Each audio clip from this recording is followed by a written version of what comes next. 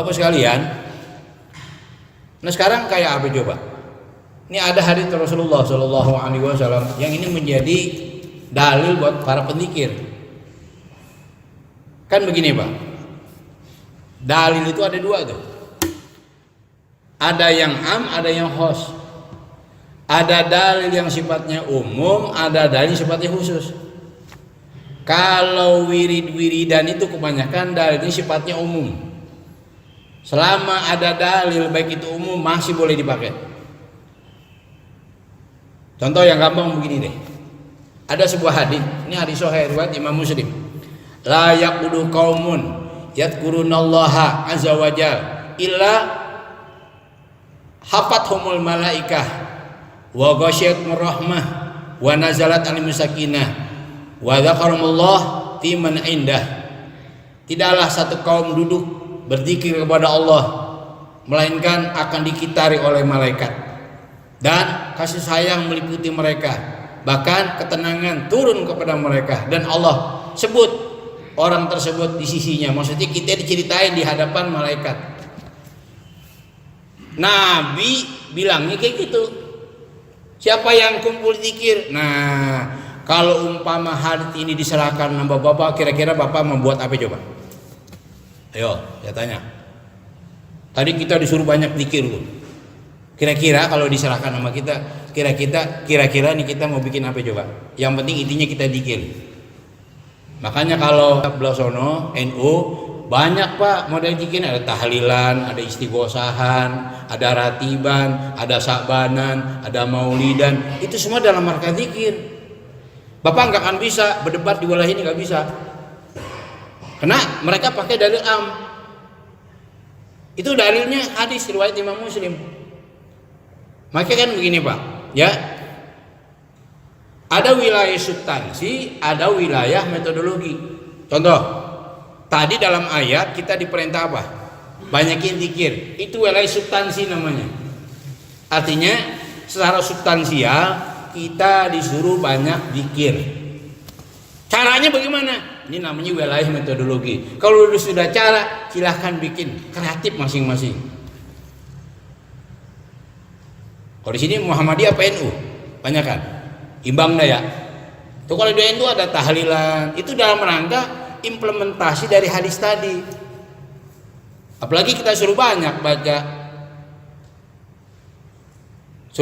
tahlil gitu ini, ya ampun ya Robi. Jadi jangan berdebat di wilayah ini, nggak akan ketemu. Tahlilan bid'ah, saya cuma bilang begini, cariin dalil yang melarang. Ayo, cari dalil yang melarang. Ada nggak yang melarang tahlil? Yang ada malah Allah katakan fa'lam annahu la ilaha illallah. Maulid bid'ah, cariin dalil yang melarang bid'ah. Ayo, cetang-tang sekarang nih. Nggak bakal ketemu Pak. Yang ada maulid nih, contoh. Ini kan kita lagi ngaji dalil ya. Saya ulangi lagi nih, di mana-mana sering saya ceritain ini. Ini orang-orang di masjid pada baca rawih. Dalilnya mana? Saya bilang dalilnya ada di kitab Sahih Muslim tuh, Sahih Bukhari. Bapak kenal nggak kitab hadis? Banyak kan? Ada Sahih Bukhari, Sahih Muslim, Sunan Abi Daud, Sunan Tirmidzi, Sunan Nasai, Ibnu Majah. Itu jangan pakai yang lain dah. Dalam Sahih Bukhari dan Sahih Muslim itu ada tentang orang baca qasidah, orang baca syair-syair yang muji Nabi. Ceritanya begini Pak, ada sahabat Nabi namanya Hasan bin Sabit. Hasan bin Sabit ini hobinya muji Nabi. Kenapa? Orang-orang kafir Quraisy nggak berhenti menghina Nabi.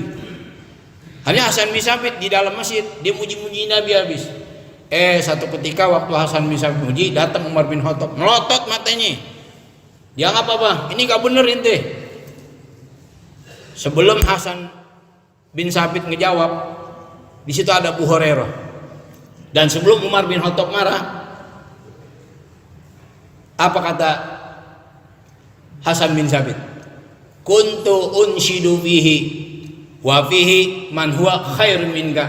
Dulu aku baca nasyidah, baca qasidah baca syair dalam masjid ini. Dan di masjid itu ada orang yang lebih mulia dari Anda. Siapa maksudnya? Rasulullah Shallallahu Alaihi Wasallam. Sampai-sampai di situ ada Abu Hurairah. Ya Abu Hurairah, Asyamita Rasulullah Shallallahu Alaihi Wasallam yaqul ajib anni.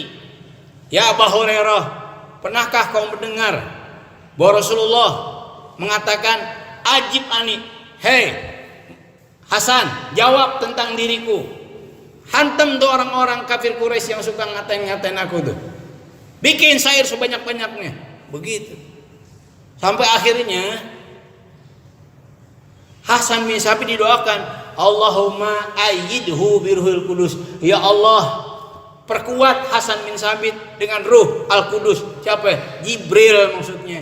Itu dasarnya orang baca maulid dalam masjid.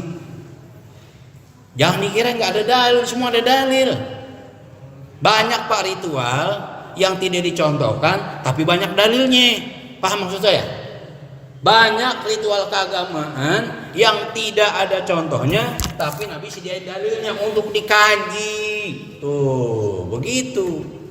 Saya bilang tadi kalau umpama ayat itu diserahkan kepada Bapak, fadkurullah dzikran katsira, banyak kalian zikir kepada Allah. Kira-kira kita mau bikin apa coba?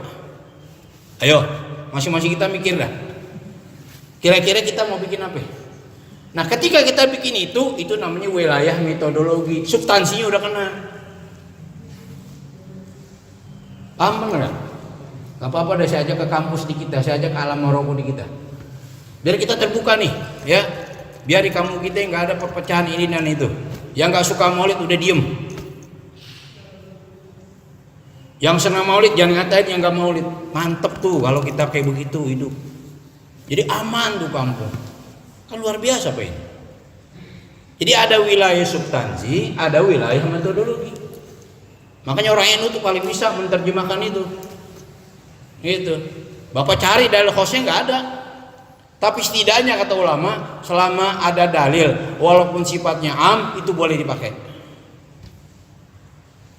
Ini orang sekarang begini Pak, kadang-kadang saya suka gedeg juga itu. Dikit-dikit ngaku madzhab Syafi'i. Bapak kalau baca Al-Um, tuh anak saya lagi mondok di Mesir. Semester 5 udah di Al-Azhar. Tapi belum masih kangen sama bapaknya, tiap malam kadang-kadang ngaji sama saya. Lewat apa? Zoom. Mesir, dia mau dulu mengaji mulu sama saya. Akhirnya saya sediain Pak, kadang seminggu 3 kali. Baca apa? Al-Um.